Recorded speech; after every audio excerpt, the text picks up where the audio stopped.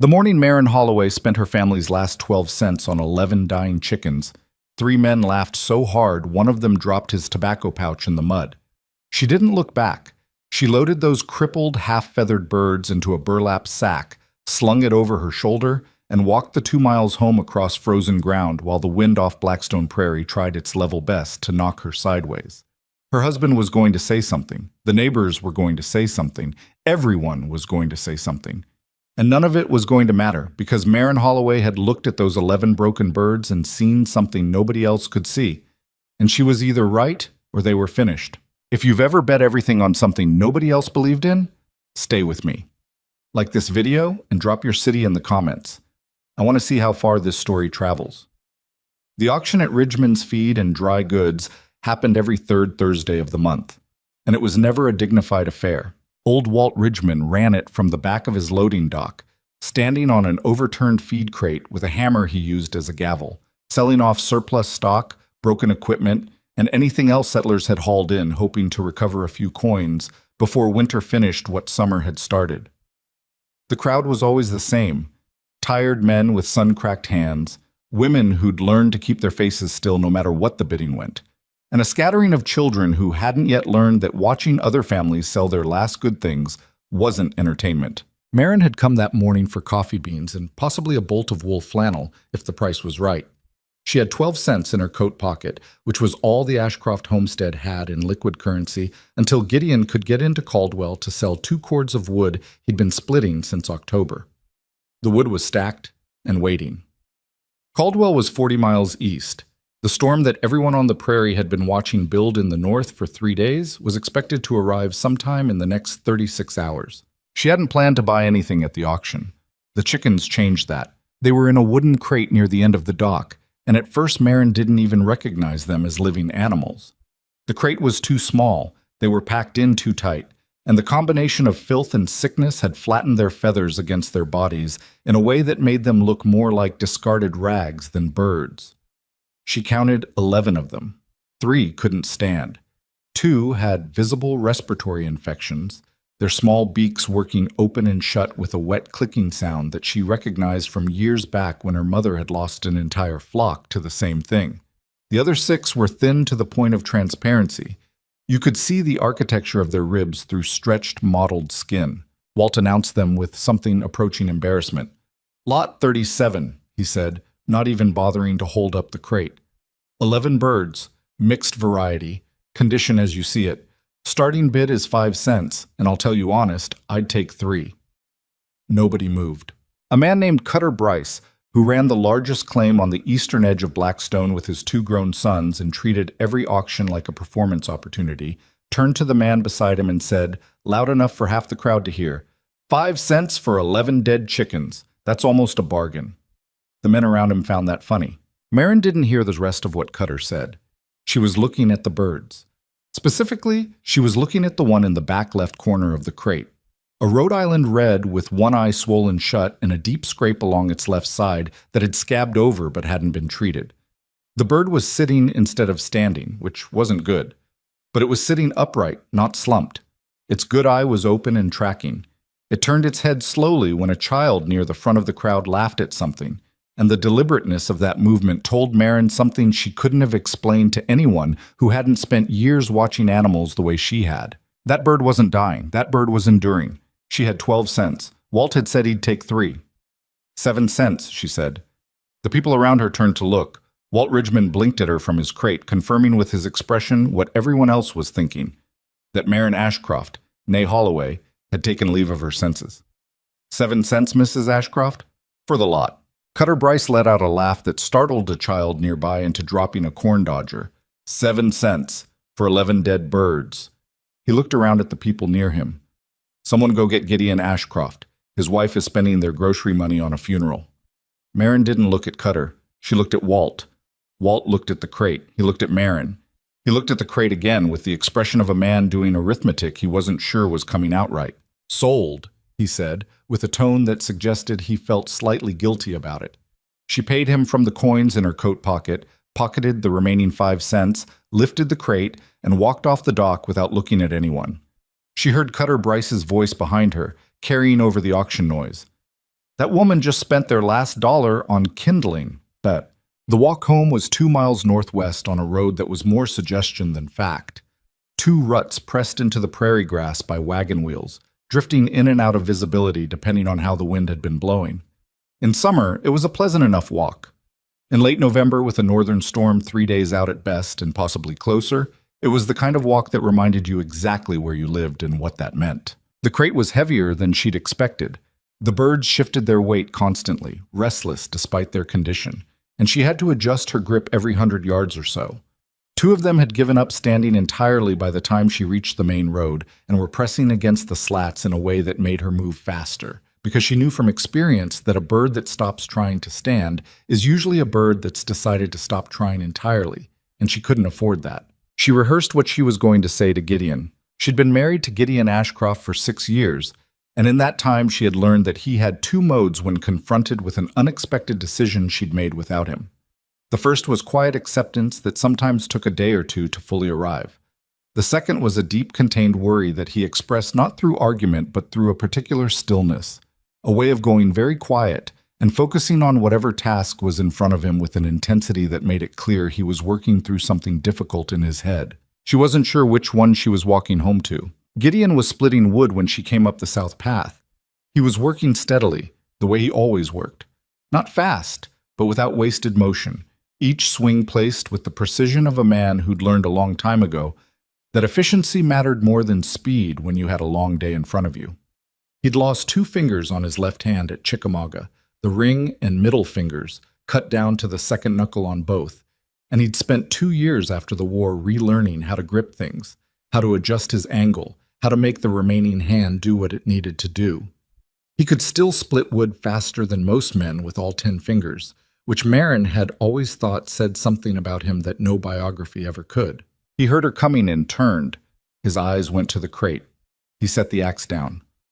"What's that?" he said, though from the sounds coming from the crate he probably already knew. "Chickens," she said. 11 of them.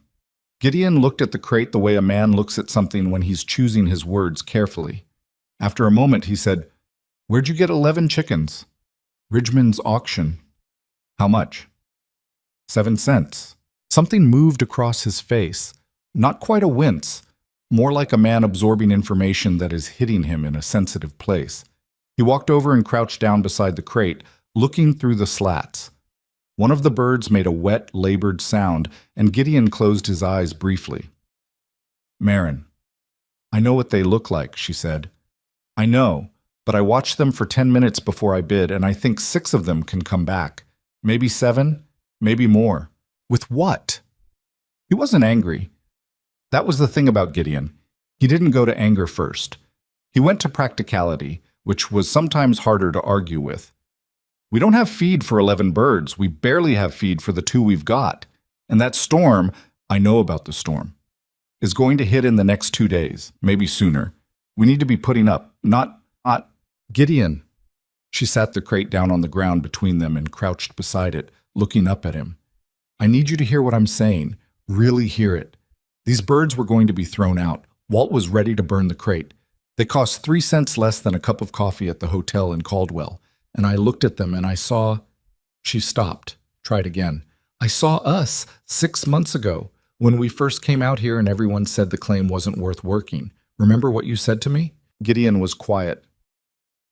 "You said, 'They're looking at what it is. I'm looking at what it could be, Shout.'" He looked at her. Then he looked at the crate. A long moment passed with nothing but wind and the sound of one of the birds shifting against the slats. "I need a shelter built before that storm hits," she said. "I need it to hold warmth, and I need it to be protected from the northwest because that's where the wind's going to come from. I can do the rest." Gideon straightened up. He looked north, where the sky had that particular flat gray weight that meant business. He ran his abbreviated left hand along the back of his neck. "I'll need timber from the east barn," he said finally. "I know.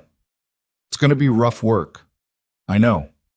He bent down and picked up the crate with both hands, balancing it against his chest.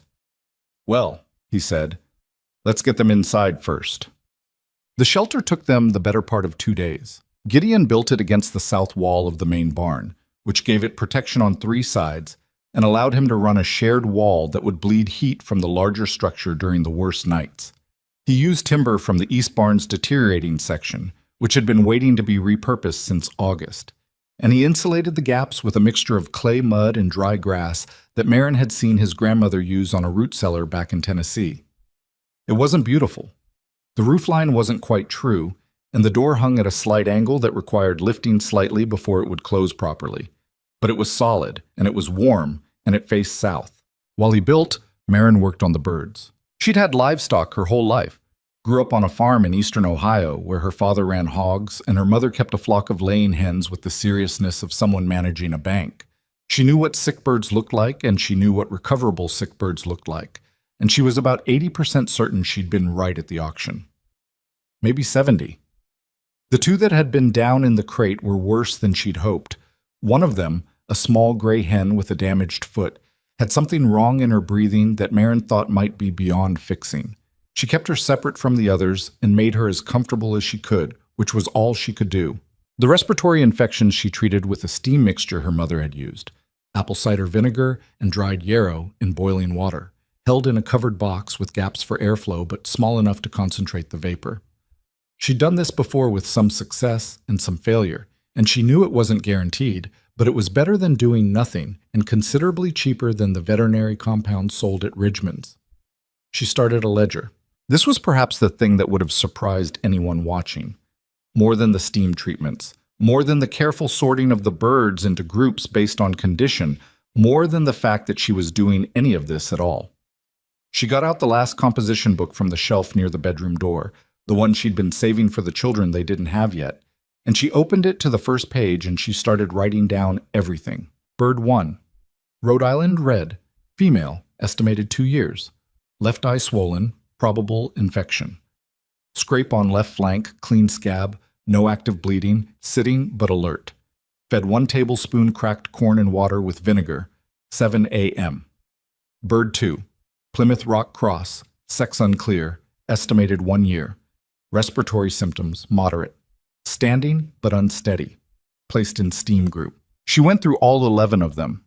It took nearly an hour.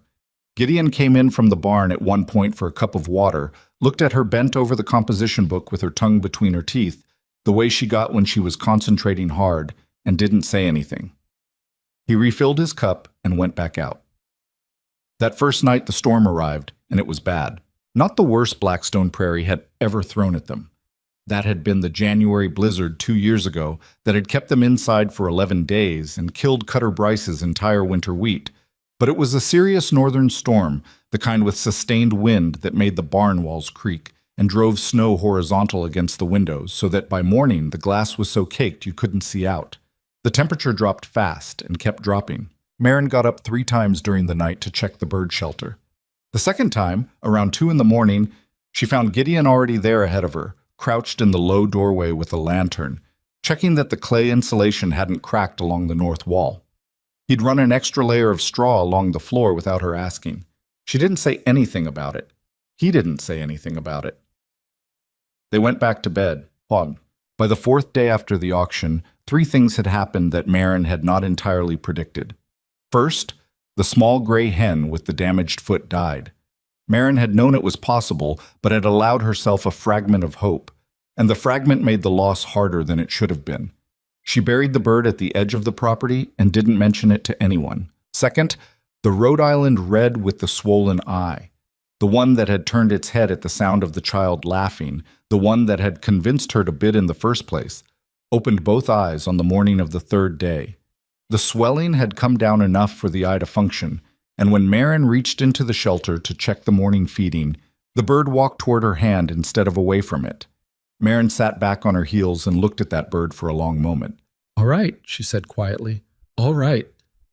Third, Cutter Bryce rode past on the road the morning of the 4th day, saw Marin coming out of the bird shelter with the composition book under her arm, and pulled his horse up.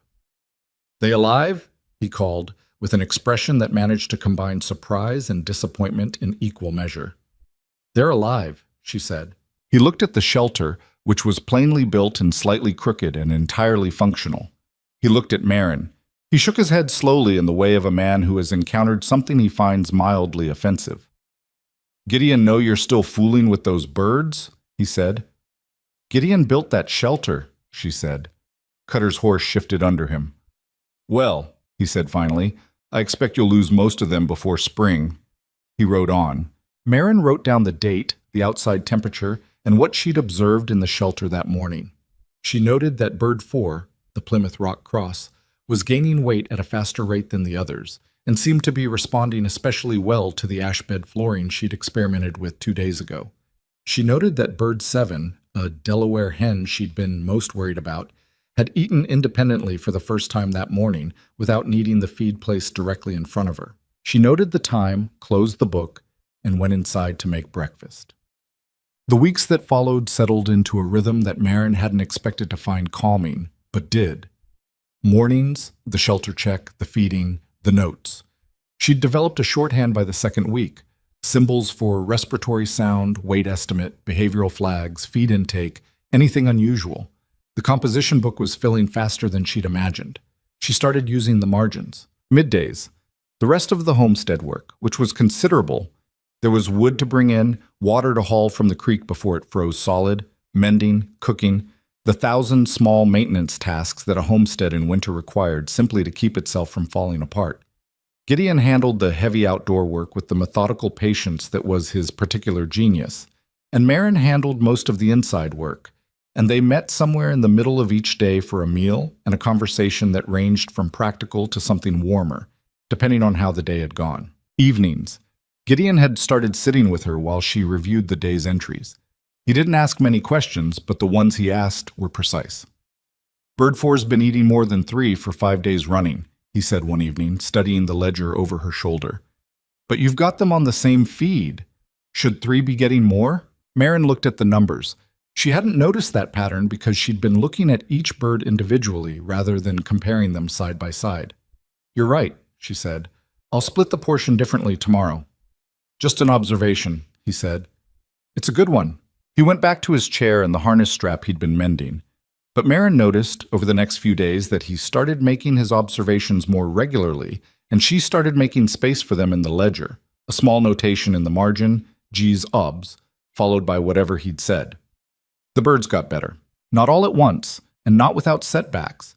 Bird 9 developed a secondary infection in her 3rd week that had Marin up every 4 hours for 3 days with the vinegar steam treatment, and there was a cold snap in early December that made everyone nervous and required Gideon to add a second insulation layer to the shelter's north wall in weather so cold the clay mud froze before he could work it properly.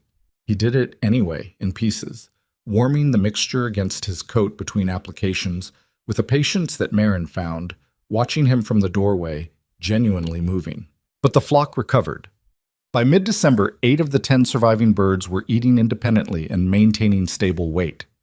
By the end of December, 7 of them were gaining weight at a rate that Marin had started to think was actually faster than normal, faster than healthy birds raised from good stock by established farmers, which didn't entirely make sense until she went back through her notes and started seeing the pattern. The herbal mixtures she'd been adding to the water, the ash bedding, which kept the floor dry and seemed to affect the birds' respiratory health in ways she hadn't initially connected to the bedding. The feeding schedule she'd developed based on observation rather than the standard advice in the farming almanac. Smaller portions more frequently, adjusted by individual bird rather than applied uniformly to the flock. The temperature management in the shelter, which she'd been regulating with a level of attention that most people would have considered excessive. She sat with the ledger one January evening and did something she hadn't done before. She went back through all the entries and tried to extract what was working from what was incidental. What could she repeat? What could she teach? What would happen if she started with healthy birds and applied everything she'd learned? Gideon watched her work for a while before asking what she was doing. Writing down a system, she said. He was quiet for a moment. A system for what? She looked up. For making sick things healthy, she said. And healthy things extraordinary. He considered that. Outside, the wind moved across the prairie in that low, constant way it had in winter, pressing against the walls of the house with a persistence that you either learned to ignore or it drove you mad. A log settled in the fireplace. You think it'll work? He said. I think it already has, she said. The question is whether I did it on purpose or by accident. She turned back to the ledger. By the end of the first week of February, she was pretty sure it wasn't an accident. The story traveling around Blackstone Prairie that winter, the version that got told at Ridgman's counter and passed between wagons on the road, and repeated with varying degrees of accuracy at the Beaumont family's Sunday gatherings, was that Marin Ashcroft had bought 11 dead birds for 7 cents, and they'd all died in the first storm like any sensible person could have predicted. This story persisted with remarkable durability despite being entirely false. Marin knew about it because Sally Pruitt told her, with the particular combination of sympathy and entertainment that Sally brought to most social interactions. Sally Pruitt was 34 and had been out on Blackstone Prairie for 9 years, which was long enough to have opinions about everyone and the standing to express them. She was not unkind exactly, but she had a robust appreciation for the dramatic possibilities of other people's difficulties. Cutter told his boys you'd lost the whole lot before Christmas, Sally said, sitting at Marin's kitchen table with a cup of coffee she'd brought herself because she didn't believe in arriving somewhere empty-handed. And then Delphine Marsh told Mrs. Beaumont you were down to 2 birds and thinking about quitting the claim entirely. She paused. I told them I didn't believe it. You were right not to, Marin said. Can I see them? Marin took her out to the shelter. Sally Pruitt stood in the low doorway for a long moment, looking at 10 birds that were, by any reasonable measure, in better condition than most of the healthy flocks on the prairie. They were clean, well-feathered, alert, and fat in the particular way of birds that have been eating well for several months.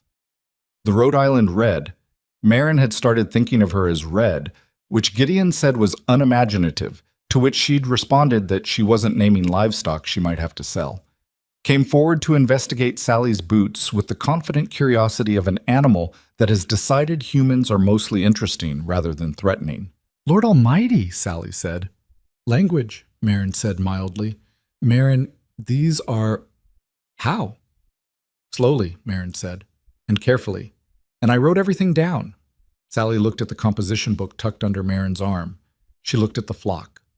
She looked at Marin with an expression that was shifting in real time from amused skepticism to something more serious. You really think you found something, Sally said. I think I stumbled onto something, Marin said, which is different, but yes. They walked back to the house.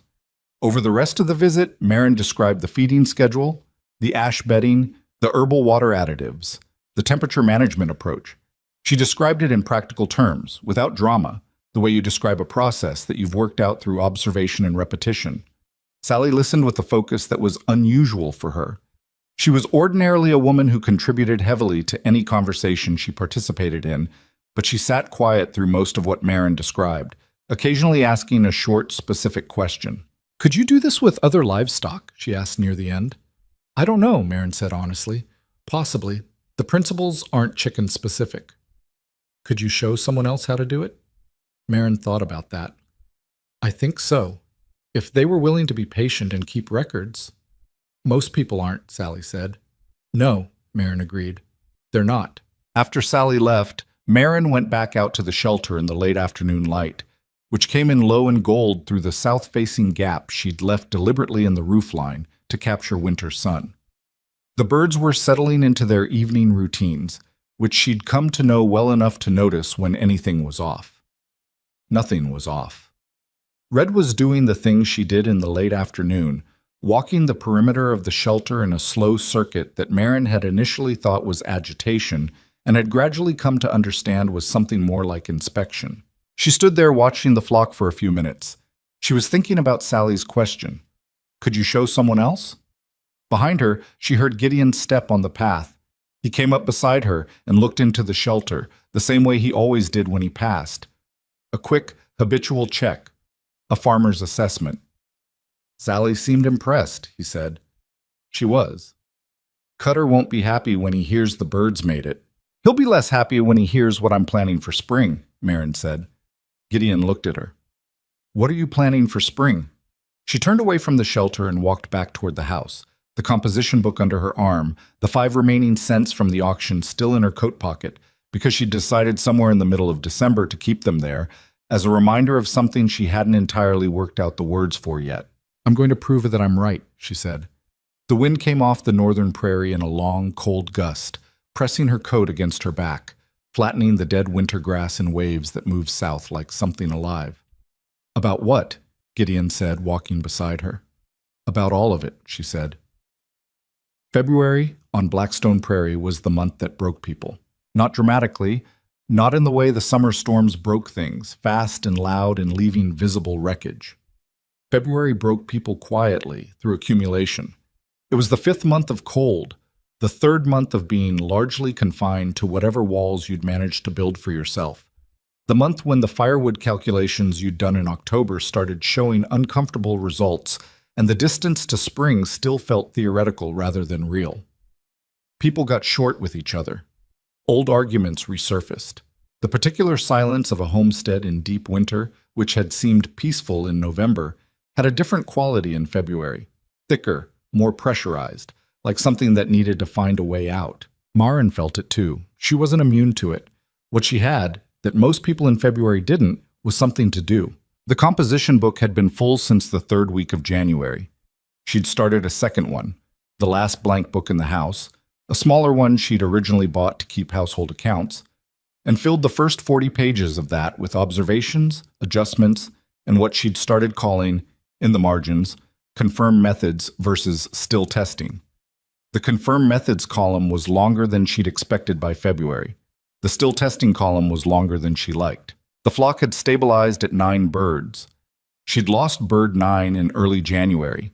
The respiratory infection she'd been fighting since December had come back a 3rd time with a stubbornness that finally outpaced her treatments, and she'd found the bird one morning sitting in the corner with that particular quality of stillness that meant the fight was over. She'd felt it more than she'd expected to. 9 weeks of early mornings and steam treatments and careful feeding, and the bird had still died, and she'd stood in the cold shelter for a few minutes with the composition book closed under her arm, not writing anything, just standing there. Gideon had found her there. He didn't say anything useful, which was one of the things she valued about him. He had the rare quality of knowing when useful things weren't what was needed. He just stood beside her for a minute, then said, "I'll take care of it," meaning the burial, and she nodded and went back inside.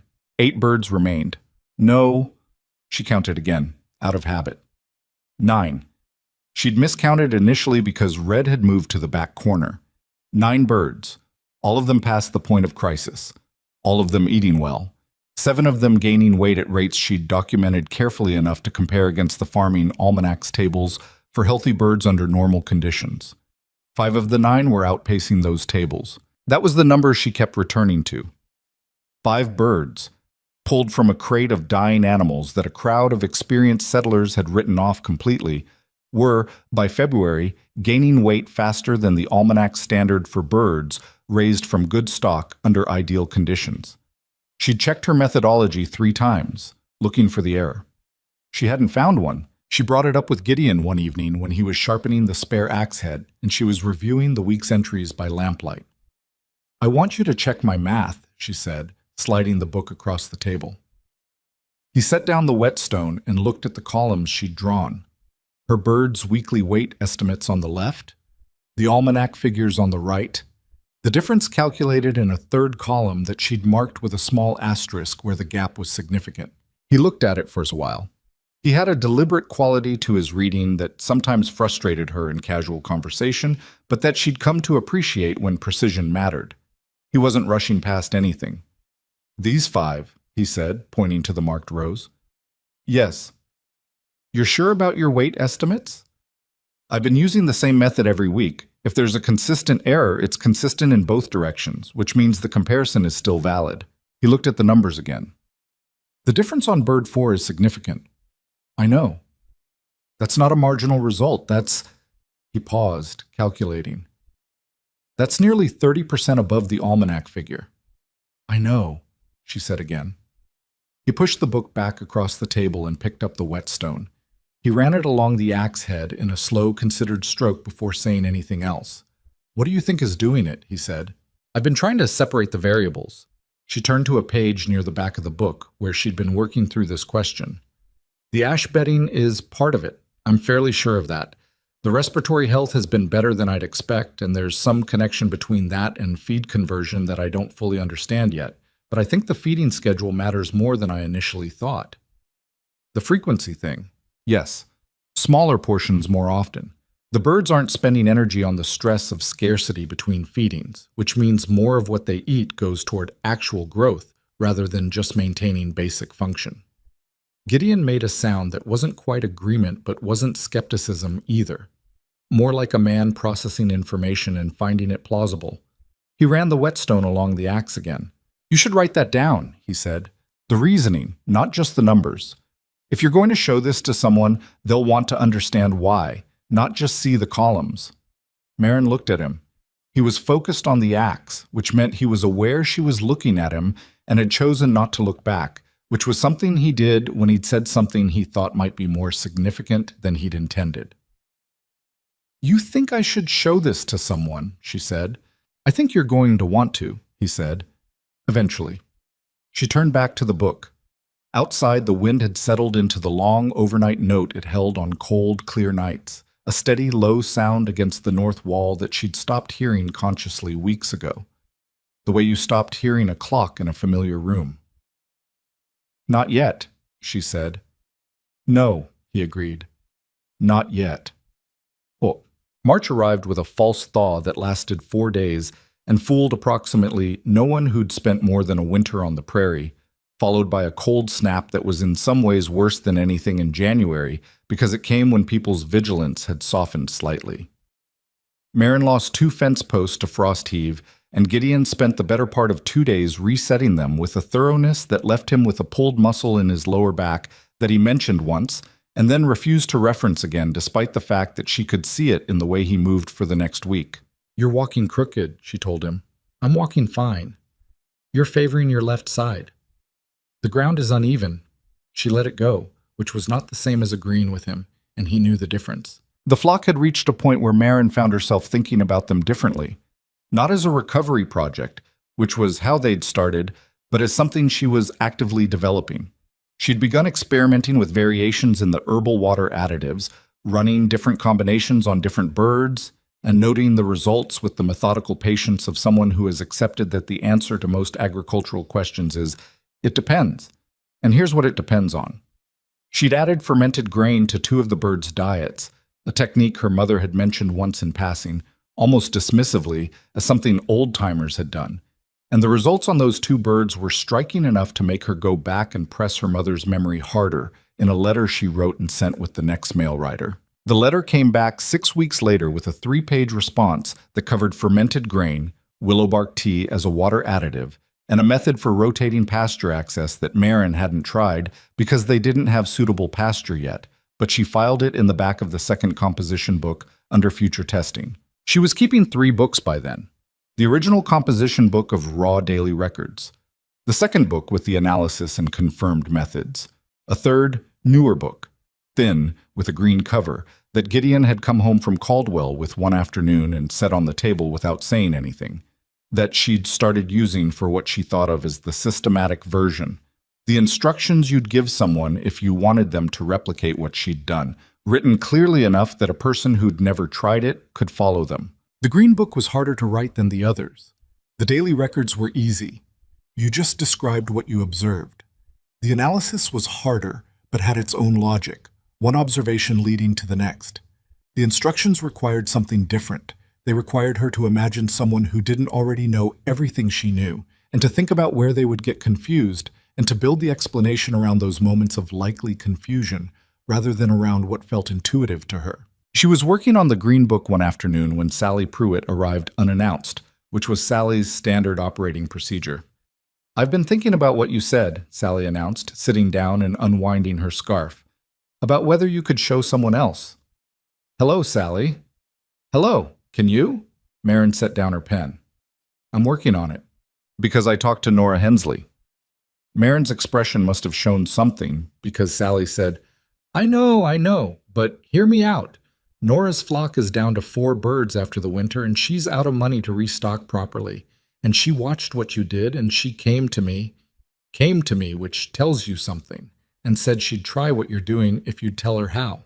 Nora Hensley was 39, had been widowed 2 years ago, and had a reputation on Blackstone Prairie for 2 things: an exceptional ability to grow root vegetables in soil that defeated most people, and a stubbornness that her late husband had apparently described, according to community legend, as like arguing with the land itself. Marin had a complicated relationship with her, not unfriendly but calibrated carefully, because Nora had opinions about everything and expressed them freely, and you either found that bracing or exhausting depending on your mood. "What exactly did you tell Nora?" Marin said. "That you'd pulled 11 nearly dead birds through the winter on 7 cents and they were fatter than anything on the Bryce claim." "How does she know what's on the Bryce claim?" "Marin, everyone knows what's on the Bryce claim.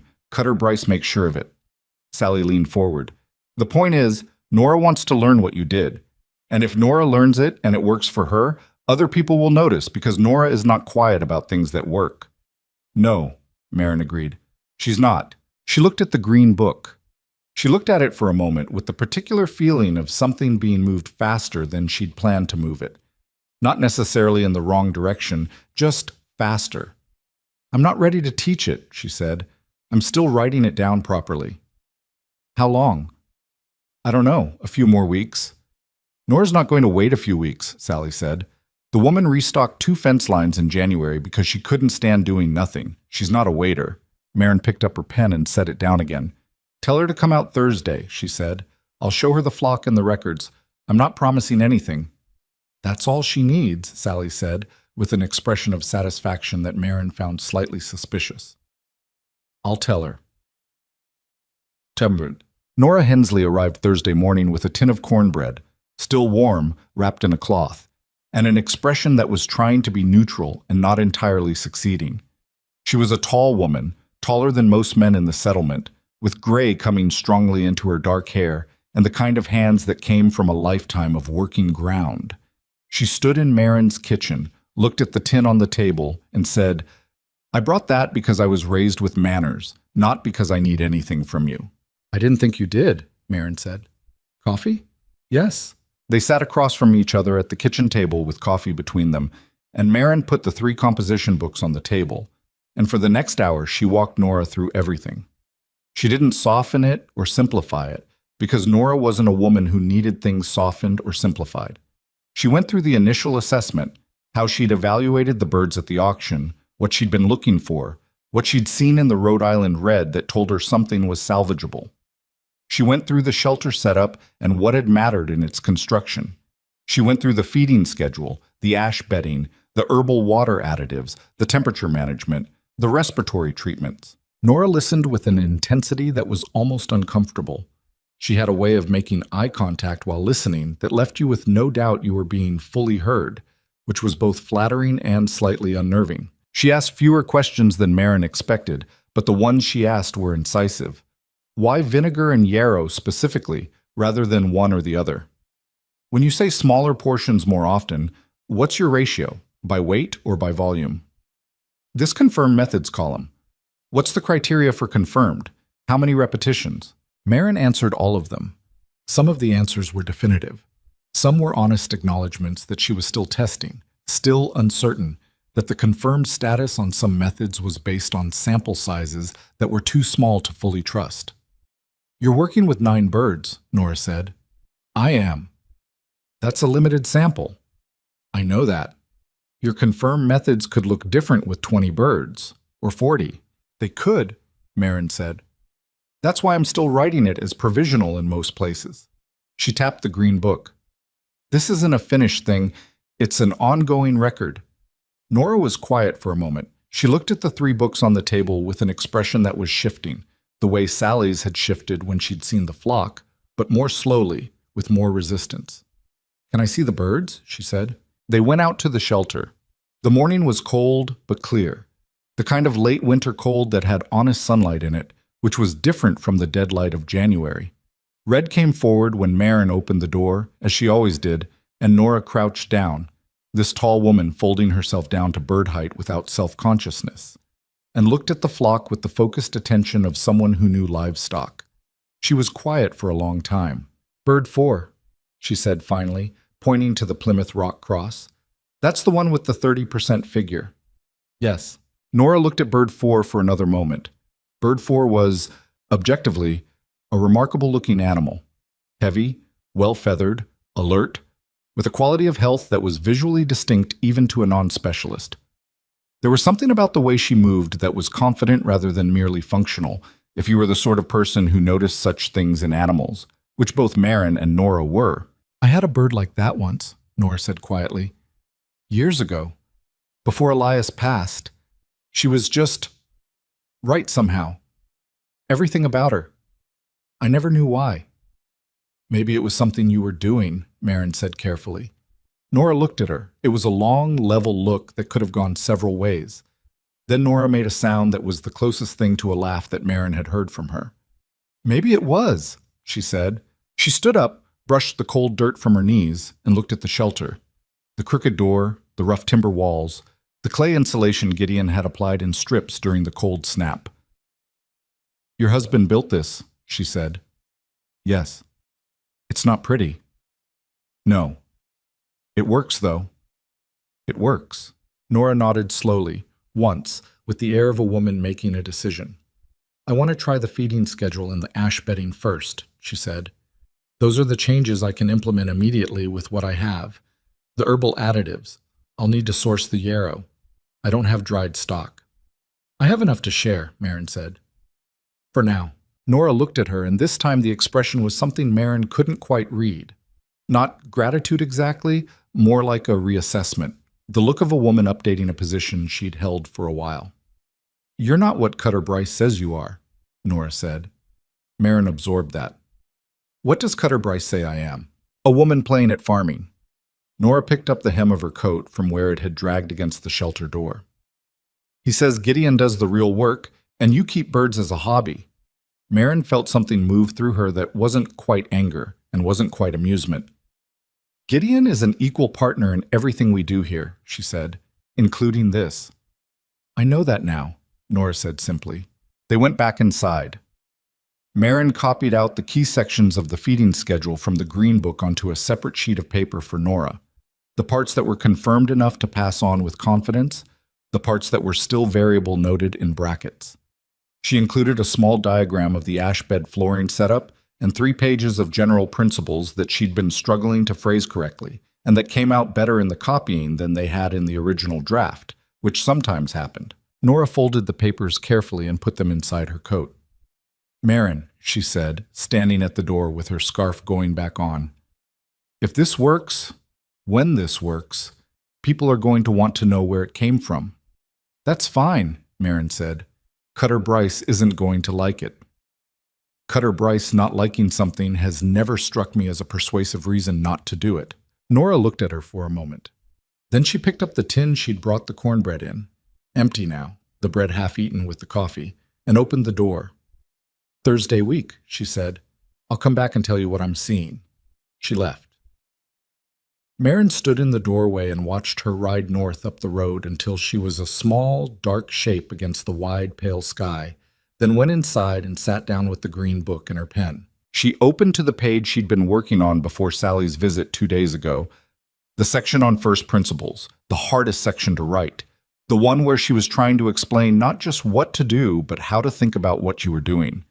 She read what she'd written and crossed out the last 2 sentences, which had been reaching for a clarity she hadn't quite achieved. She wrote something new. It was closer. Gideon came in from the yard a little while later, stomping cold off his boots, and looked at her at the table with the green book open. "Nora Hensley come?" he said. "Came and went." "How'd it go?" Maren considered the question. "She's going to try it," she said. "And she's not quiet about things that work." Gideon hung his coat on the peg behind the door. "No," he said. "She's not." He went to the stove to pour himself coffee. Outside the window, the late winter light lay flat and honest across the prairie, and somewhere in the bird shelter, 9 recovered, thriving animals were going about the uncomplicated business of being alive, which was, Maren thought, exactly what she'd bought for 7 cents, and nothing close to what she'd actually gotten. Nora Hensley came back Thursday week, as she'd said she would, and the week after that, and the week after that. She didn't announce the visits as lessons. She didn't call them anything, actually. She simply arrived, usually mid-morning, usually with something in hand, cornbread the first time, and then a jar of preserved plum the second time, and then nothing at all the third time, which Marin took as a sign that the formality of arrival gifts had been dispensed with in favor of something more practical. They would sit at the kitchen table or walk out to the shelter, and Nora would report what she was observing with her 4 remaining birds, and Marin would look at the notes Nora had started keeping, her own handwriting, cramped and angular, in a small brown journal she'd apparently owned for years but never used, and they would talk through what was working and what wasn't and why. It wasn't smooth. Nora had her own opinions, which was not a surprise, and some of those opinions conflicted with Marin's methods in ways that required careful navigation. The fermented grain, for instance, Nora had tried it immediately, and her birds had rejected it, which Marin suspected was a palatability issue with the specific grain mixture rather than the method itself. But Nora had arrived that second Thursday with the flat expression of a woman who has been proven right about a skepticism she'd held, and it had taken a full hour of working through the variables before they'd arrived at an alternate mixture that Nora agreed was worth testing. "You're not accounting for individual variation," Marin told her, not for the first time. "I'm accounting for what my birds are actually doing," Nora said, "which is rejecting it. Those two things aren't contradictory. They feel contradictory when you're standing in front of 4 birds that won't eat." Marin let that sit for a moment. "Try it with the barley ratio cut in half and the corn increased proportionally. Give it a week before you draw conclusions." Nora wrote it down. She drew a line through what she'd written before and wrote the new ratio above it with a precision that suggested she found inaccurate records personally offensive. "1 week," she said. It worked. She didn't make a large declaration about it, but she arrived the following Thursday with her brown journal open to the relevant entry and turned it to face Marin across the table without saying anything, and the numbers spoke well enough on their own. "Noted," Marin said. "Don't say I told you so," Nora said. "I wasn't going to." "You were thinking it." "I was noting it," Marin said, which was true, and which Nora seemed to find an acceptable distinction. By the time April arrived with its unreliable warmth and its mud, the particular mud of a prairie spring thaw that had a quality of commitment to it, working its way into boots and wheel ruts and the lower 6 inches of every fence post on the claim, Marin's flock had grown. Not from new purchases, from the simple fact that spring had arrived, and with it the natural cycle that even a disrupted, recovered flock would follow if given the conditions for it. The first eggs had appeared in mid-March, tentative and smaller than they'd eventually be. And by April, the production had settled into a rhythm that the ledger showed with a plainness that still surprised her when she looked at it. 9 birds. Consistent production. Feed costs tracked against output, week by week, showing a ratio that was better than the almanac standard by a margin that Gideon had looked at twice, then gotten up and looked at out the window for a minute before sitting back down. "You could sell these," he said. "I know. We could use the money." "I know that too." He looked at her. He had the patient expression he wore when he knew she was working toward something and hadn't finished working toward it yet. "But," he said, "but I want to wait a little longer." She closed the ledger. "I want to prove something first." "To who?" She thought about that. "Myself, mostly," she said. "And then, there's someone I want to invite out here, someone whose opinion carries weight with people who matter." Gideon waited. "Cornelia Fitch," she said. The name landed the way she'd expected it to. Gideon's expression didn't change exactly, but something in it recalibrated. The way a man's face shifts when he's done the arithmetic on a situation and found the stakes higher than he'd been holding them. Cornelia Fitch was the wife of Edmund Fitch, who owned the Blackstone Mill, which meant Edmund Fitch controlled the grain processing for 3/4 of the homesteads within 40 miles, set the milling rates every spring, and held enough promissory notes from struggling settlers to make him the closest thing the prairie had to a banker. Edmund himself was a capable and largely unremarkable man. Cornelia was neither. She had come from a family in Cincinnati with actual money, not frontier money, not claim money, but the kind of money that had been sitting still long enough to develop opinions. And she had arrived on Blackstone Prairie 12 years ago with a set of standards she had declined to lower on contact with the frontier. She ran the mill household with an exactness that the women of the settlement found simultaneously admirable and exhausting. She organized the occasional social gatherings that constituted the settlement's cultural life, and attended to the social hierarchy of Blackstone Prairie with the seriousness of someone managing an important and delicate system. More relevantly, Cornelia Fitch was known as a serious judge of food. She had a palate that had been developed somewhere more sophisticated than the prairie.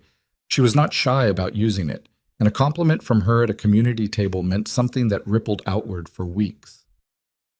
"You want Cornelia Fitch to eat one of your birds," Gideon said. "I want Cornelia Fitch to taste what my methods produce," Marin said. "And I want her to do it in front of people whose opinions other people listen to. She might not like it. She might not. That's the risk." Marin folded her hands on the table. "But I've been eating these birds for 2 months. I know what they taste like. There's something different about them, Gideon. You know it. You said it yourself after the first one." He had. He'd said it carefully, in the way he said things he wasn't entirely sure of, that the flavor was different, deeper. He'd had trouble finding the word for it. Marin had written flavor profile, markedly distinct from standard in the ledger, and left the column open because she didn't have the vocabulary to fill it properly. "Inviting Cornelia Fitch out here is not a small thing," Gideon said. "If she comes and it goes badly, that's not nothing. That's a story that goes around." "I know. And if it goes well—" "If it goes well," Marin said, "it's a different story." Gideon was quiet. Outside, the April wind moved through the greening grass with a sound that was entirely unlike the winter wind. Lighter, with movement in it, the sound of things that were beginning again. One of the birds called from the direction of the shelter, and another answered, and the back and forth of it had a contentedness that Marin had come to associate with a flock in good condition. "Send the letter," Gideon said finally. She didn't send a letter. She gave the letter to Sally Pruitt, who was a considerably more efficient delivery mechanism than the mail rider, and who had the additional advantage of being able to read Cornelia Fitch's expression when she received it, which the mail rider could not. Sally reported back the following day with the energy of a woman who has witnessed something interesting. "She read it twice," Sally said, standing right there in the kitchen, and then she looked at me and said, "This is exact words. I'm not embellishing. What exactly is Mrs. Ashcroft claiming about her birds?" "What did you tell her?" "I told her I'd eaten at your table twice this winter, and that I'd never had a bird that tasted like yours, and I told her about the records and the methods, and I told her the numbers." Sally paused. She asked if you had documentation. Marin thought about 3 composition books, and a green ledger, and a stack of notes in the kitchen drawer. "I have documentation," she said. I told her that. She said she'd come Saturday." Marin hadn't expected Saturday. She'd expected 2 weeks, or a polite decline, or a conditional agreement that dissolved before it became real. "Saturday," she said. "Saturday afternoon, and she's bringing Margaret Beaumont and Lyle Carver." Sally watched Marin absorb this. The Beaumont family are the Fitch family's nearest social equivalent on the prairie, and Lyle Carver's husband is on the county land committee, which I know who they are. "So you understand?" "Yes," Marin said. "I understand." She went home and told Gideon, and he received the information with a stillness that she recognized as the kind that required processing time. He was checking the shelter roof, which had developed a minor issue with one of the timber joints that the spring rains were beginning to expose, and he stayed focused on the joint for a moment after she finished speaking. "Saturday," he said. 4 days. He climbed down from the roof. He looked at the shelter, then at the house, then at the yard between them with the practical eye of a man assessing a situation for its weakest points. "I'll work on the yard," he said. "The path between the house and the shelter is rough. I'm not trying to impress her with the yard. You're not trying to unimpress her with it either." He picked up the timber he'd been working with. "What bird are you going to use?" Marin didn't hesitate. "Bird 4. Gideon glanced at her. "Bird 4. The Plymouth Rock Cross. The one with the 30% figure. The one Nora had crouched and looked at through the winter, was the largest and, by Marin's records, the most nutritionally consistent of the flock. She was also, which Marin didn't say out loud, the bird that Marin was most confident in. The one she'd bet on if she was betting. She was betting. "All right," Gideon said. The 4 days were the worst kind of busy. The kind where there is genuinely enough work to fill every available hour, but anxiety about a specific future event runs underneath all of it like a low-grade fever. Marin processed the preparation for Cornelia Fitch's visit in the same way she'd processed the original auction purchase, by breaking it into its component problems and addressing them one at a time without allowing herself to look at the whole picture for too long. Bird 4 was killed Thursday morning. Marin handled it herself, as she always did, with the matter-of-fact efficiency that farm life required of you around death, and prepared the bird for a 2-day dry brine that she'd been testing on smaller scales since February. Salt, dried thyme, and a small amount of the fermented grain liquid, which she'd started using as a flavoring element after noticing what it did to the fat composition of the birds that ate it. The Saturday weather was unhelpful. It rained from Thursday night through Friday afternoon, clearing to an overcast gray Saturday morning that couldn't commit to either rain or sun, which left the yard exactly as Gideon had feared, presentable enough, but with the look of a place that had recently been contending with mud and was only partially through that contention. He'd done what he could with the path. He'd fixed the shelter roof joint and patched a section of the fence line that had been sagging since February. He'd replaced the hinge on the house's front door that had been sticking since winter. None of these things would be noticed by Cornelia Fitch unless they were absent, which was the nature of most practical work. Marin had the bird in the Dutch oven by 10 o'clock, low and covered, with onion and dried herb and a method of heat management she'd been working out by feel since she didn't have access to consistent temperature measurements. The kitchen filled with a smell within the first hour that she chose not to think too hard about, whether it was actually different or whether she was projecting her months of investment onto simple roasting vapor. She chose not to know until she had to know. Cornelia Fitch arrived at 2 o'clock precisely, which was itself a statement.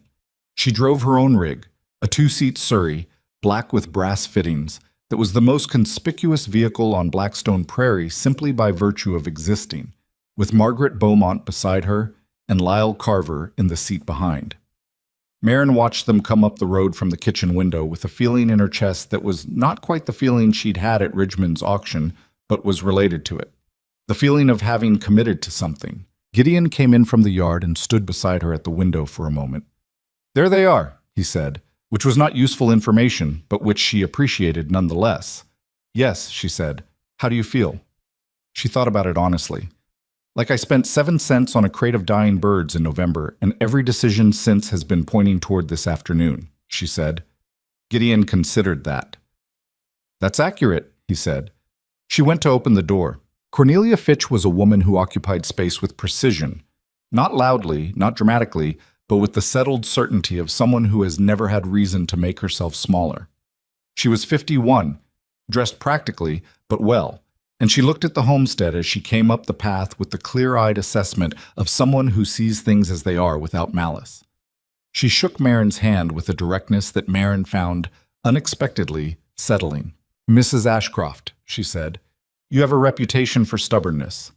"I've heard that," Marin said. "My husband says it in the same tone he uses for other things he respects." Cornelia's expression was not quite a smile, but had its qualities. "Show me the birds before we eat." They went to the shelter.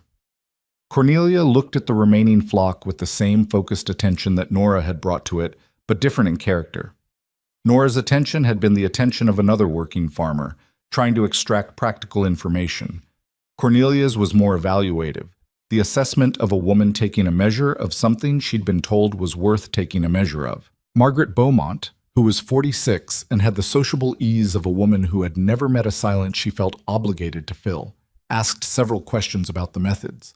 Warm, curious questions that gave Marin room to answer.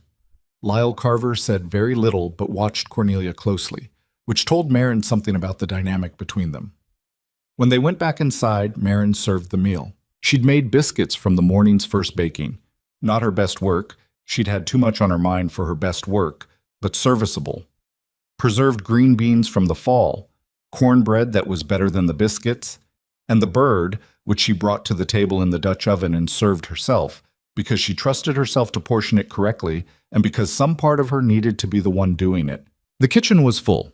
6 people, herself, Gideon, 3 guests, and Sally Pruitt, who had arrived 45 minutes before the others and installed herself at the corner of the table with a cup of coffee and the manner of a woman who has earned the right to witness this, and the smell of the food, and the low gray light through the windows, and the specific tension that Marin had been carrying for 4 days settling into its final form. Nobody spoke for a moment after she'd served. Cornelia Fitch cut a portion from what she'd been given. She lifted the fork. She tasted it. The silence that followed was the kind that comes not from awkwardness, but from attention. The specific silence of a person who is focusing all available perception on a single sensation and has temporarily suspended everything else to do it. Cornelia set her fork down. She looked at her plate. Not at Marin. At her plate. For a moment she seemed to be somewhere else entirely, not in a distracted way, but in the way of a person locating a specific memory.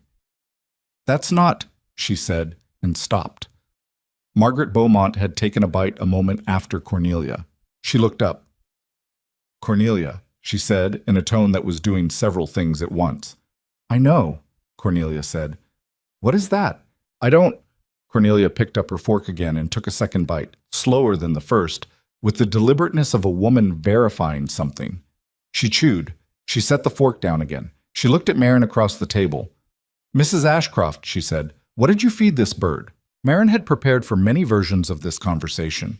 She had not entirely prepared for the version where Cornelia Fitch asked the question with an expression that was stripped of its social management, just a woman trying to understand something that had surprised her. "Fermented grain, primarily," Marin said, "with a specific water additive regimen and a feeding schedule based on individual observation rather than standard practice. I can show you the records. The flavor is—" Cornelia paused again. She was not a woman who paused frequently, and the pauses were registering on everyone at the table. "This is like something I haven't tasted since before I left Cincinnati, since before—" She stopped, composed herself with a small movement of her shoulders. "This is an extraordinary bird, Mrs. Ashcroft." The table exhaled, which was the only way to describe it, everyone breathing again at nearly the same moment, like a cord releasing. Lyle Carver, who had been almost completely silent since arrival, said, "I'd like the recipe for the preparation." "The preparation is secondary," Cornelia said, which was not a dismissal but a clarification. She looked at Marin again. "You raised this bird differently. The quality is in the animal itself, not in what you did with it in the kitchen." She paused. "Although the preparation is also good." "Thank you," Marin said. How many birds do you have?" 8 remaining. After this one, 7. "And next season?" "I have methods now that I can apply from the beginning with healthy birds. The results should be better than this. I know what I'm doing now in a way I didn't when I started." Cornelia looked at her with an expression that was working through something. "You started with 11 sick birds that everyone said were worthless," she said. It wasn't a question. "Yes." "And you thought—" "I thought they could come back," Marin said. "And I thought if I watched carefully enough, I'd understand why they did or why they didn't, and I could repeat it. And you can." "I believe so. The records support it." Cornelia picked up her fork a third time and took another bite, and the table, released from its tension, began to talk again. Margaret asking Gideon about the shelter construction, Sally refilling her own coffee with the comfortable ease of someone at home, Lyle Carver asking Marin a precise question about the water additives that suggested she'd been listening more carefully than she'd appeared to be. Sally caught Marin's eye across the table. Her expression said several things simultaneously, but the primary thing it said was, "I told you so," which Marin accepted as entirely justified. After the meal, Cornelia asked to see the records. Marin put all 3 composition books and the green ledger on the table. Cornelia went through them with an attention that was, Marin thought, the most serious consideration any of those books had received from anyone except herself. She turned pages slowly, read columns, stopped twice to ask questions, both of them specific, both of them indicating she understood what she was looking at. When she closed the last book, she was quiet for a moment. "My husband," she said finally, "is considering whether to expand the mill's processing capacity, which will require investment." She aligned the books carefully with the edge of the table. "He has been looking for indicators of where the real productive capacity of this settlement lies, where the growth is going to come from." She looked at Marin. "He will want to talk to you." Marin held that sentence for a moment, feeling its weight. "I'd welcome that conversation," she said. Cornelia nodded once. She stood, signaling the visit was ending with the quiet efficiency of a woman who managed time like a resource. "The birds, Mrs. Ashcroft," she said, pulling on her coat. "Sell the next ones. Don't wait. People will pay more than you think." She left with Margaret and Lyle behind her, Surrey wheels finding their way back through the uncertain April mud toward the road. Marin stood in the doorway and watched them go. The overcast was lifting slightly, breaking apart in the west, and through the gaps the late afternoon light came in long horizontal bars across the prairie grass that was just beginning to show green again after the winter. Gideon came up beside her. "Edmund Fitch," he said. "Yes." "That's not nothing." "No," she agreed. "That's not nothing at all." She turned back inside. The table still held the remnants of the meal, the dishes, the 3 composition books, and the green ledger stacked where Cornelia had left them, their spines facing out. Outside, 7 birds moved through the shelter with the uncomplicated purpose of animals that had survived something they hadn't been expected to survive and had come out the other side of it with no particular interest in the difficulty of the journey. Marin sat down at the table, pulled the green book toward her, and opened it to the next blank page. She picked up her pen. There was still more to write. Edmund Fitch came to the Ashcroft homestead on a Tuesday, which surprised Marin because she'd expected him to summon her to the mill. That was how Edmund Fitch operated, generally. He was a man who received people rather than visiting them, not from arrogance exactly, but from the long habit of being the fixed point around which the settlement's practical needs orbited. If you needed grain milled, you went to Fitch. If you needed to renegotiate a promissory note, you went to Fitch. The mill sat at the eastern edge of Blackstone Prairie's loose cluster of buildings like an anchor point, and Edmund sat inside it, and the world came to him. So when his horse came up the South Road on a gray Tuesday morning with Edmund in the saddle and no particular announcement ahead of him, Marin was at the shelter checking the morning feeding and almost missed him entirely.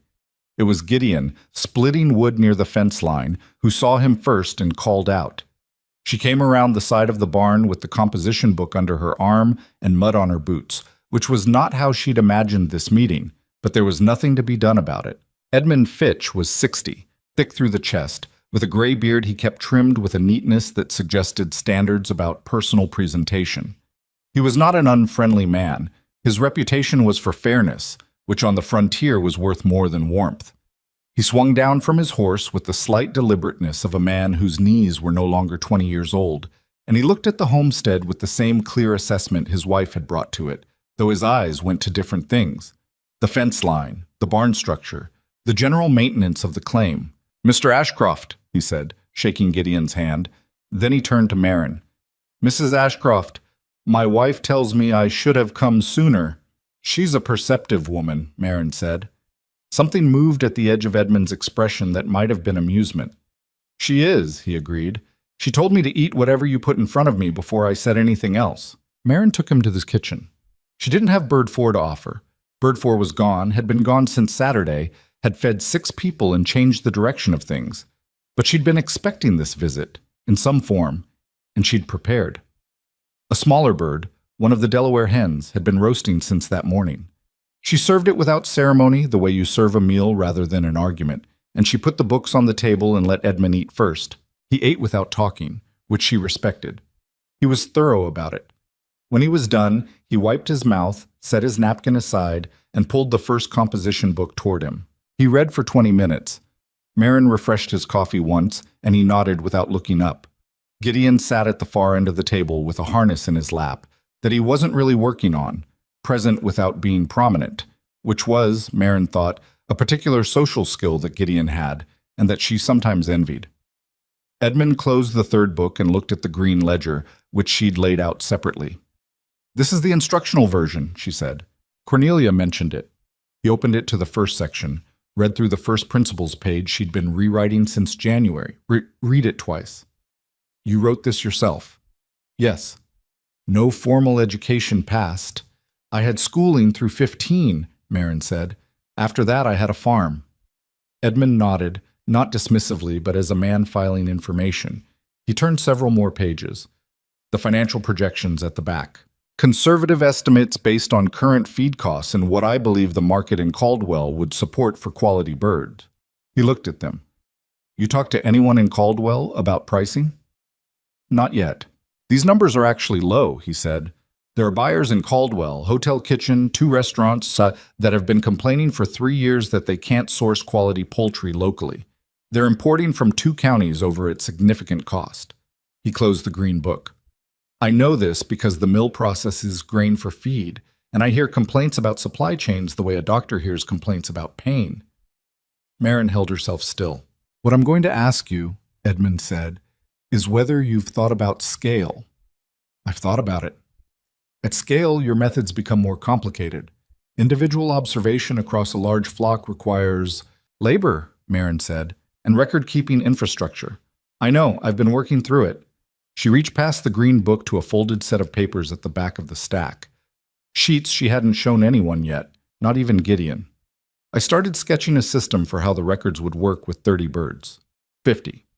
The individual notation method doesn't scale directly, but the underlying logic does.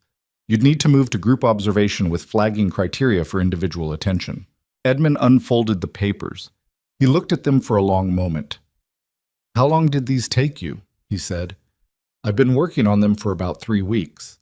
He refolded them and set them carefully on top of the green book. Mrs. Ashcroft, he said, I want to make you a proposal, and I want you to hear all of it before you respond. Marin nodded. He proposed, in the practical and organized way that she'd have expected from him, a business arrangement, access to feed at mill rates rather than retail, which would reduce her operating costs by roughly a third. In exchange, first right of purchase on her production at a price he named, a price that was, as he'd said, higher than her conservative projection. He proposed a 1-year trial period with terms renegotiated at the end based on results. He proposed nothing about ownership, nothing about control, nothing that touched the methods or the records, which she'd been bracing herself for. When he finished, she said, Why aren't you asking for rights to the methods? He looked at her steadily. Because I'm a mill owner, not a farmer. The methods are yours. What I'm buying is access to the output. He paused.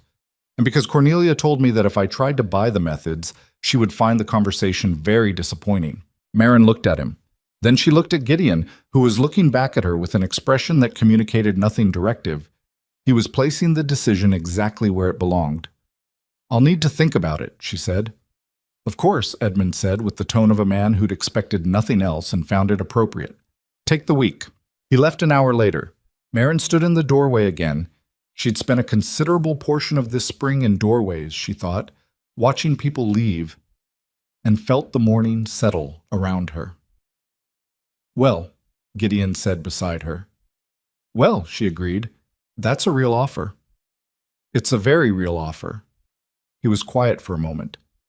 Do you trust him? I trust his self-interest, Marin said, which is more reliable than trust, usually. Gideon made the sound that meant he was turning something over. The feed costs, he said. At mill rates, the first-year projections change significantly. I know. You'd reach the 50-bird threshold by fall if you started restocking now. I know that too. She went back inside and picked up the green book. Not to write in it, just to hold it, which she did sometimes when she was thinking through something that had too many variables for comfortable mental arithmetic. The book had acquired a particular feel over the months, worn at the spine, slightly warped from the February incident when she'd left it too close to the wash basin. The cover softened from handling. It had started as a clean object. Now it looked used, which was the only way she thought of it as genuinely hers. She took the week. She did the calculations 3 different ways to make sure they agreed. She talked to Gideon every evening about different aspects of it. The financial terms, the implications of being formally connected to the Fitch Mills economic network, what it would mean to commit to a production target. He listened and questioned and occasionally said something that required her to redo a calculation, and twice he said something that settled an uncertainty she'd been carrying and couldn't quite resolve on her own. She sent word to Edmund Fitch on Friday afternoon. She would take the arrangement with one modification. She wanted the renegotiation clause to trigger at 6 months rather than 12, because she was confident the results would speak for themselves before a year was out, and she preferred not to wait. Edmund sent back a single sentence. 6 months is agreeable. We'll draw the papers Monday. The news moved across Blackstone Prairie the way news always moved there, not through any single channel, but through the accumulated weight of people talking to other people. each conversation adding something to the shape of the thing, until what arrived at the far end bore some resemblance to the original, but had gathered additional meaning along the way. What people heard was that Marin Ashcroft, the woman who'd spent her last money on dying birds, had made an arrangement with Edmund Fitch that put her production into the Caldwell market at prices that none of the established poultry operations in the region were matching. What they heard, or rather what they began to understand more slowly, was that the arrangement existed because Cornelia Fitch had tasted something at that homestead table in April and come home and told her husband that the woman who'd made it knew something the rest of them didn't. Cutter. Bryce heard it at Ridgman's counter on a Thursday morning, which was how Marin found out he'd heard, because Sally Pruitt was at Ridgman's at the same time, buying salt, and reported back to Marin with the detail and timing precision of a dedicated correspondent. He didn't say anything at first, Sally said. He read the posting. Edmund put up a notice about the arrangement. You know how he does everything formally. And Cutter read it, and he got quiet in the way he gets when he's working something out. And then, Marin said, and then he said, loud enough for everyone to hear, Fitch's money, Ashcroft's chickens. I give it 4 months before the birds can't keep up with the orders. Marin was quiet for a moment. What did Ridgman say? Ridgman said, Walt, you said those birds were dead in November. Sally paused for effect, and then he went back to his accounts. The first delivery to Caldwell happened in mid-May. 12 birds prepared according to the methods Marin had been refining since winter, packaged in a way that Gideon had spent 3 days engineering, lined crates with a specific bedding combination that maintained the birds' condition over the 40-mile journey. The hotel kitchen's buyer, a compact, precise man named Harlow, who had the particular energy of someone perpetually managing 6 things at once, inspected the delivery with the attention of a man who had been disappointed many times before. He bought every bird. He sent back a note with the empty crates. Send the same next month, same weight class. Can you do it consistently? Marin wrote back 2 sentences. Yes. With 30 days' notice for order changes, he sent back 1 word. Agreed. Gideon read the exchange twice, then went outside and stood in the yard for a few minutes by himself, which was what he did with things that were too large for immediate processing. When he came back in, he looked at Marin with an expression she hadn't seen from him in a while.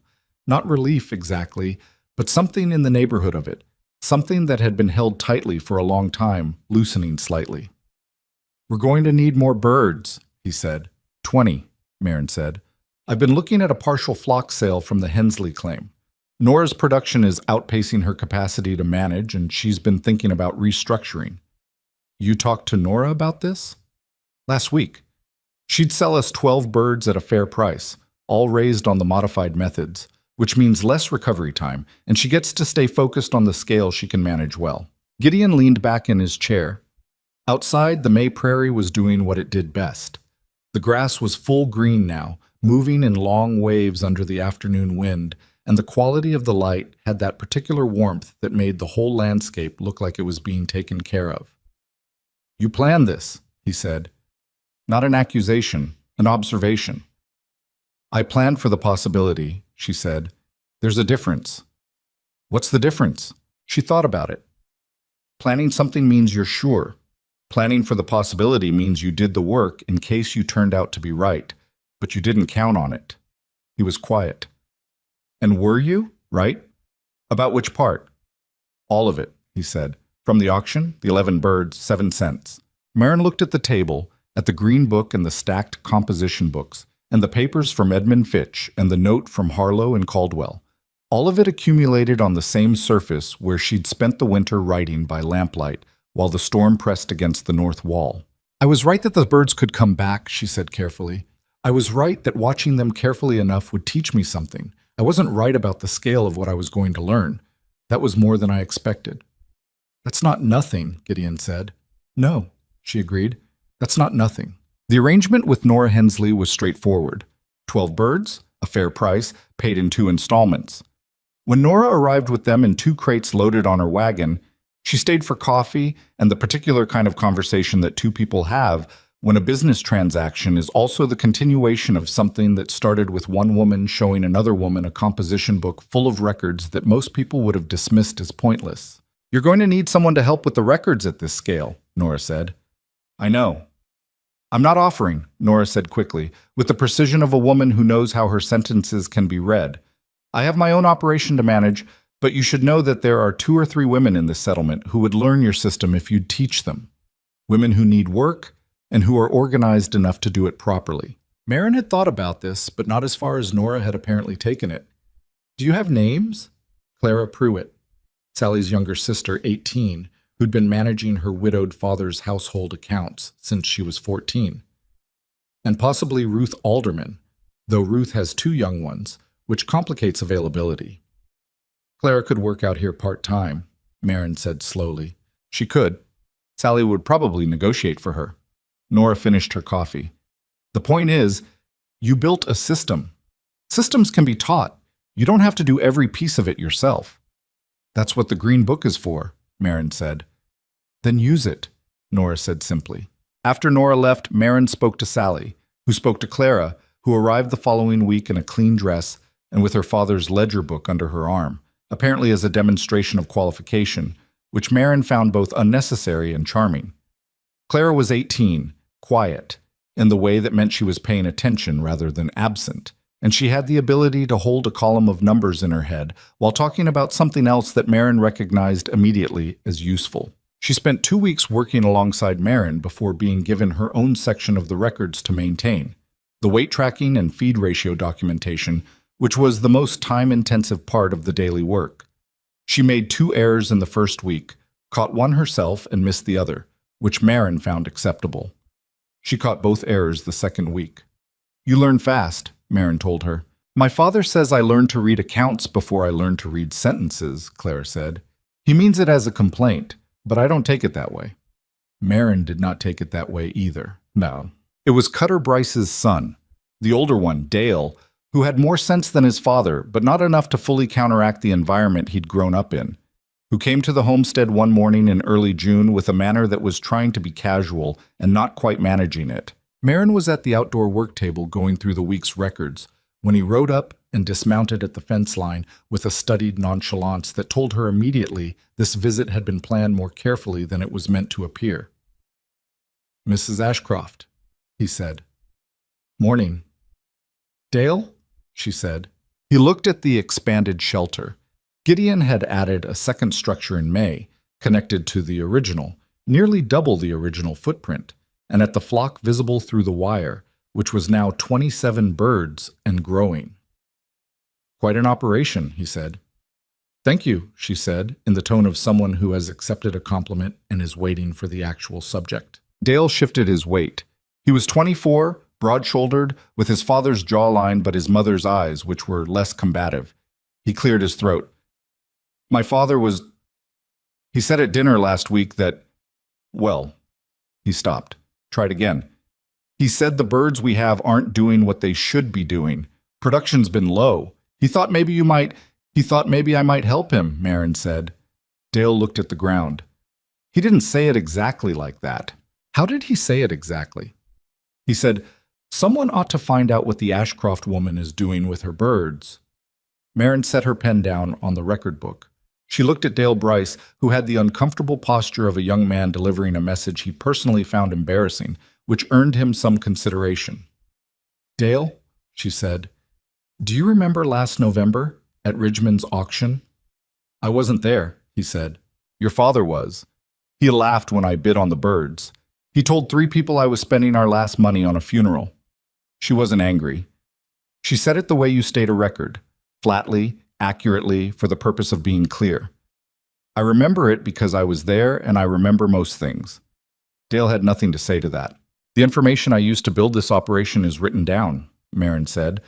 Some of it is in the Green Book on that table. I've shared it with Nora Hensley, and I've been training Clara Pruitt in the record-keeping method. It is not a secret. She picked up her pen again. But it requires patience and consistency, and the willingness to keep detailed records even when nothing interesting seems to be happening. It requires treating the work as something worth paying close attention to. She looked at Dale. If your father is genuinely interested in improving his flock's production, he is welcome to read what I've written down and apply it. I won't charge him for the information, she paused, but I won't come to his farm to do it for him, and I won't pretend that the information fell from the sky. Dale looked at her for a moment. Something was working its way through his expression. Not offense, more like a recalibration.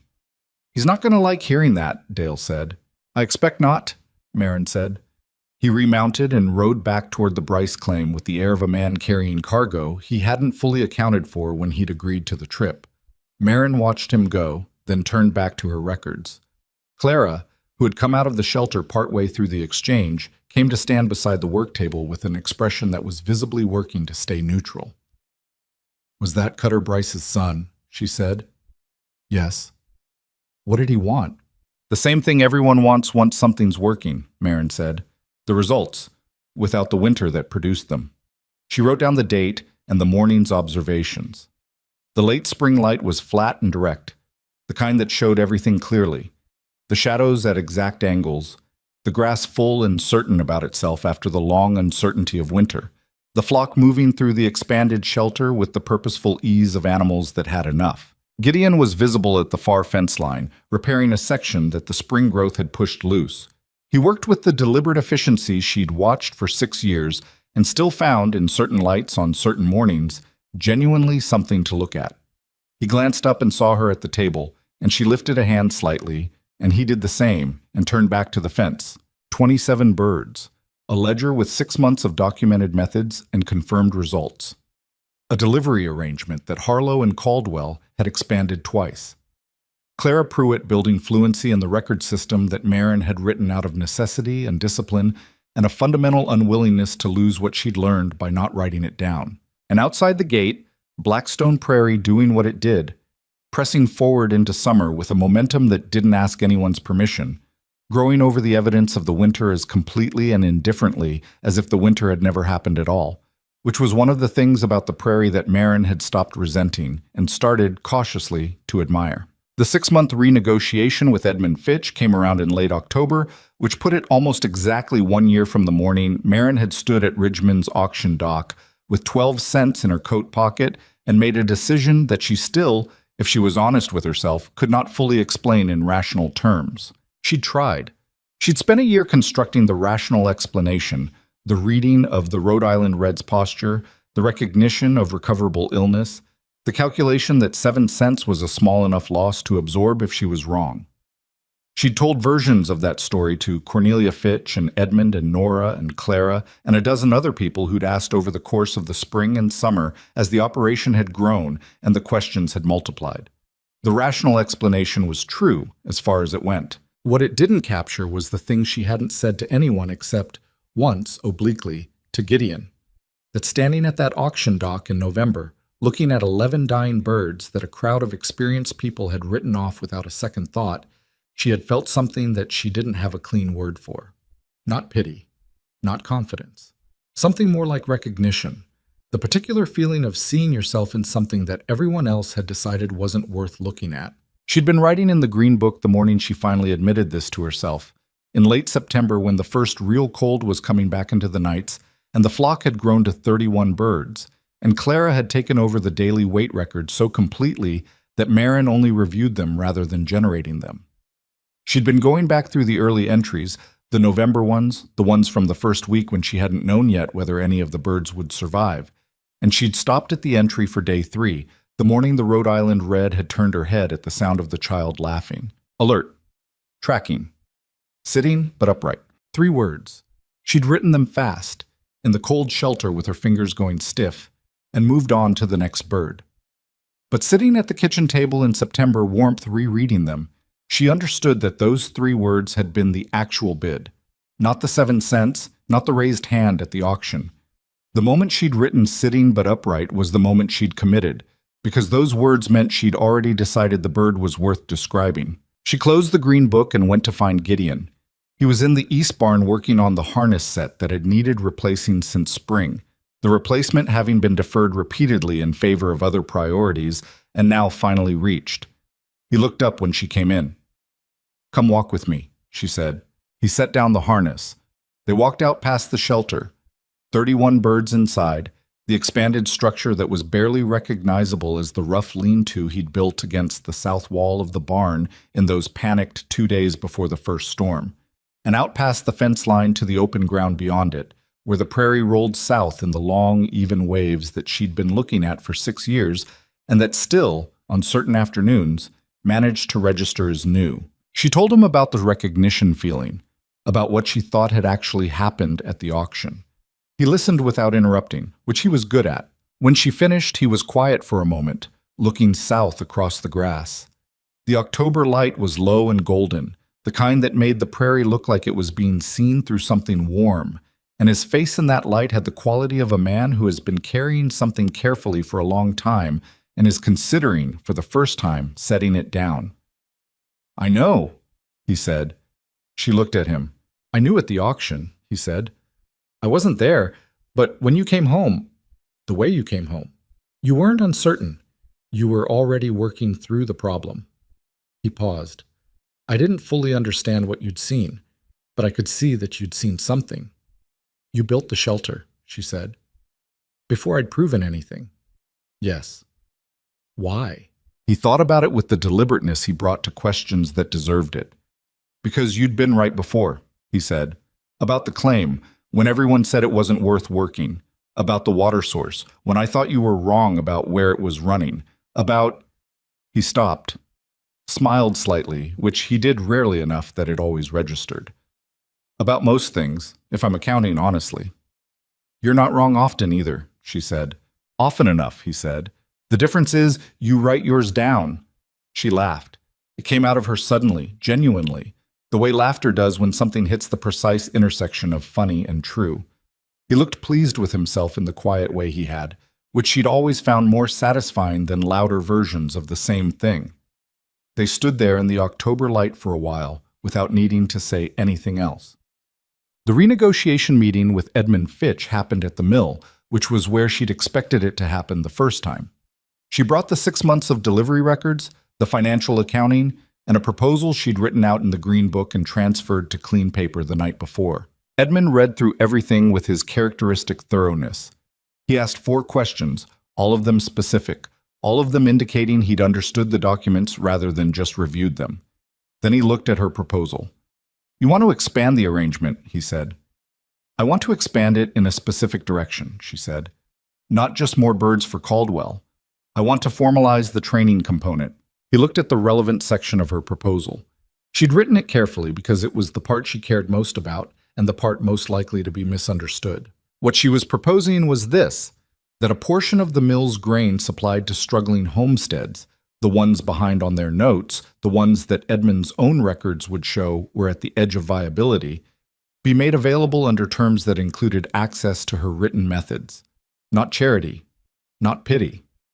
A structured arrangement where families who adopted the poultry methods could work toward a delivery arrangement of their own, using the same Caldwell network that Marin had built. "You want to teach other people your system," Edmund said. "The system already teaches itself," Marin said. "That's what the Green Book is.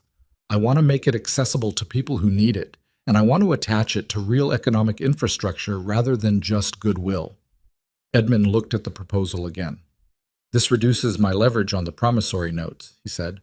It wasn't a complaint exactly, more like a man stating an implication that he wanted acknowledged. "It does," Marin said. "Families that are thriving don't need the same arrangements as families that are failing. That's the trade." "For me?" "For the settlement," she said, "which is where you live and where your mill operates and where your grandchildren will presumably grow up." Edmund was quiet for a moment. Then he made a sound that wasn't quite a laugh, something drier. "Cornelia told me you'd argue the long view," he said. "It's the only view that makes sense from where I'm standing." He looked at her across the desk with the expression she'd come to recognize from him. Not warmth exactly, but the recognition one serious person extends to another when they've confirmed a working hypothesis. "I'll agree to the training component," he said, "with a trial scope of 5 families in the first 6 months. Results reviewed before we expand." "That's acceptable," she said. She went home and told Gideon. He listened, then said, 5 families.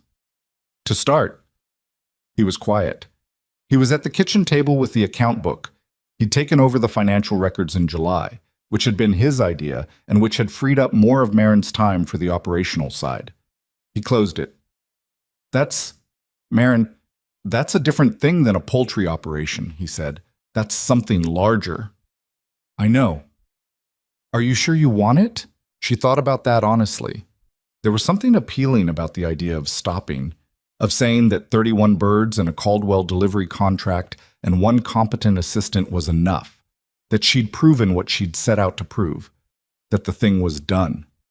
There was something appealing about it in the way that a completed object has a different quality than an ongoing one, a cleanliness to the closure. But she thought about the winter.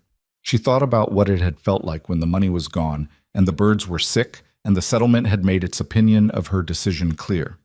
She thought about the women she knew on Blackstone Prairie who were in that same place right now. Not failed, not finished, but at the edge of the thing, looking at options that were all bad and trying to find the one that wasn't as bad as the others. Yes, she said. I'm sure. Didn't it? Cutter Bryce came himself in November. Not Dale, Cutter. He rode up to the homestead on a gray Tuesday morning, which was the same day of the week Edmund Fitch had come, which Marin noted without attaching significance to. He dismounted at the fence line the way Dale had, with a studied casualness that sat less naturally on him. Cutter Bryce was not a man built for studied casualness. He was built for certainty, and certainty had been giving him trouble lately. Marin met him at the gate. He looked older than she remembered from the auction, though it had only been a year. He had the look of a man who'd spent the summer working through something without resolution, a worry worn into the face the way weather wears into wood. Mrs. Ashcroft, he said. Mr. Bryce. He looked at the shelter, at the flock, at the property in general, with an expression she couldn't fully read. Finally, he said, My production this year was down 20%, 2 years running. She didn't say anything. My boys tell me it's the feed, he said, or the weather, or the stock we bought from the Harlan sale in spring. He paused. My wife thinks it's none of those things. What does your wife think it is? He looked at her directly for the first time since he'd arrived. She thinks I haven't been paying attention to what I'm doing, he said. She thinks I've been running a farm the same way for 20 years and expecting different results, and that's not good practice. It was, Marin thought, a considerable thing for a man like Cutter Bryce to say out loud to a woman he'd publicly mocked a year ago. It was the kind of sentence that cost something real to produce, and she understood the weight of it. I have a pamphlet, she said. It's a condensed version of the methods, the essential points. Clara Pruitt has been helping me prepare it for wider distribution. Cutter looked at her. A pamphlet. 12 pages. It won't tell you everything, but it'll tell you the things that matter most. And it will tell you why they matter, which is actually the more important part. He was quiet. He had the expression of a man receiving something he'd decided he needed, but hadn't decided he deserved. And the gap between those two things was doing something complicated to his face. The auction, he said. Last November. Yes, she said simply. I said, I know what you said. Another silence, a longer one. Two of the birds called from inside the shelter, an ordinary sound that had no particular significance except that it was the sound of things being alive and well. I was wrong, Cutter said. The words came out flat, without ornament, in the way that honest statements come from people who are not practiced at making them. About the birds, about... He stopped. About what I thought you were doing. Marin looked at him. Cutter Bryce in November looked like a man who'd spent a year being mostly wrong about something and had finally run out of alternative explanations. She didn't feel triumphant about it. She'd thought she would during some of the winter nights when the ridicule had been fresh and the outcome was still uncertain. But standing at the fence looking at him now, she felt something more like tiredness. And underneath the tiredness, something that was closer to recognition than it was to satisfaction. The pamphlet is free, she said. Come in, and I'll get you a copy. He came in. She got the pamphlet from the shelf where Clara had stacked the printed copies, 20 of them, prepared at the Caldwell printer at a cost that Edmund Fitch had agreed to absorb as part of the expanded arrangement. She handed it to Cutter, who looked at it with the expression of a man trying to figure out the appropriate response to a thing he'd been given unexpectedly. He left 20 minutes later with the pamphlet tucked inside his coat, in a manner that was quieter than anything she'd seen from him in the years she'd known him. She watched him ride north, which was also the direction Cornelia Fitch had gone in April, and Nora Hensley before that, and Dale Bryce before his father, all of them going back to their own claims and their own problems, carrying something they'd picked up at the Ashcroft homestead gate. She went back inside. Gideon was at the table. "Cutter Bryce," he said. He'd heard enough of the conversation through the open door. "Yes?" "How'd that feel?" She sat down. She thought about it honestly, the way she tried to think about everything. "Not the way I thought it would," she said. "No?" "I thought it would feel like winning something," she said. "It felt more like watching someone try to find a door that was always open." Gideon looked at her. "Maybe that's better than winning," he said. She wasn't sure. She thought about it for the rest of that day, and some of the next. The first of the 5 families under the expanded Fitch arrangement was the Alderman homestead, Ruth Alderman, who Nora had mentioned months ago, with the 2 young children and the complicated availability. Ruth had lost most of her laying hens to a disease outbreak in August and had been running on what her husband Martin could bring in from field work, which wasn't enough, and both of them knew it. Martin went out to the Alderman claim in late November with the green book and the pamphlet and a box of materials, dried yarrow, a small bag of the fermented grain starter, written instructions specific to their situation. She spent 4 hours there. Ruth was sharp and practical and exhausted in the particular way of a woman with 2 children under 5 and no margin for error, and she asked questions that Marin recognized from her own early months. Not the theoretical questions, but the operational ones. The ones that came from someone already trying to work out implementation in real time. Martin Alderman sat at the edge of the conversation, which Marin had learned to read as attentiveness rather than disengagement. He asked 2 questions, both of them good. Before she left, Ruth walked her out to the yard alone, the 2 young children visible through the kitchen window with Martin. "I want to ask you something," Ruth said. "Go ahead." "Did you know it was going to work? From the beginning?" Marin thought about the honest answer, which was the same answer she'd been arriving at for a year. "I knew the birds had a chance," she said. "I didn't know what the chance would turn into." "That's a very careful distinction," Ruth said. "It's the true one," Marin said. "I think that's what most people get wrong when they look at what happened and try to explain it. They want there to have been certainty at the start. There wasn't. There was a decision, and then there was work, and the work is what produced the certainty, not the other way around." Ruth was quiet, looking at her own yard, her own claim, with the expression of a woman rearranging her understanding of something. "Okay," Ruth said finally, in the way people say it when they mean more than the word contains. "Okay," Marin said. She drove home in the late afternoon light. The November prairie was muted and direct. No summer's extravagance. No winter's drama yet. Just the land showing itself plainly in the declining year. She'd made this drive in reverse a year ago, on foot, with a crate of sick birds and 12 cents minus 7 in her pocket, and the sound of Cutter Bryce's laughter still reaching her from behind. The road looked the same. The light looked the same. She was not the same. She wasn't sure exactly when the change had happened. It wasn't a single moment, or if it was, she hadn't recognized it as such when it occurred. It had been accumulated, like most real changes. Each observation in the ledger adding something small, each confirmed method adding something, each conversation with Nora and Clara and Cornelia and Edmund and Ruth adding something, until the total was different enough from the starting point that you couldn't get there by subtraction. You couldn't take away what she'd learned. You couldn't unwrite the green book. Whatever she was now had grown out of what she'd been the same way the spring grass grew out of the winter ground. Not replacing it, but continuing from it, using it. She told Gideon this that evening. They were at the table after supper, the fire down to a steady low heat, the first real cold of the second winter pressing its familiar weight against the walls of the house. The green book was in front of her, open to a blank page, though she hadn't started writing yet. He listened the way he always listened. "You're thinking about the second winter," he said. "I'm thinking about what's different about the second winter," she said. "Last year we were trying to survive it. This year I don't know the word. Building through it," he said. That was it. She picked up her pen and wrote it in the margin of the blank page, building through it, because it was the kind of phrase that deserved to be written down somewhere. 5 families, she said. By spring it could be 10. It'll be more work. Yes, Clara can't do all the record support herself. I know. I've been thinking about that. She'd been thinking about Sally Pruitt's younger brother, who was 17 and meticulous and had expressed through Sally an interest in learning the system. She'd been thinking about whether the Green Book could become something more formal, not just an instruction manual for her own operation, but a document that could sit in Ridgman's store and be picked up by anyone who needed it. "What are you writing?" Gideon said. She looked at the page.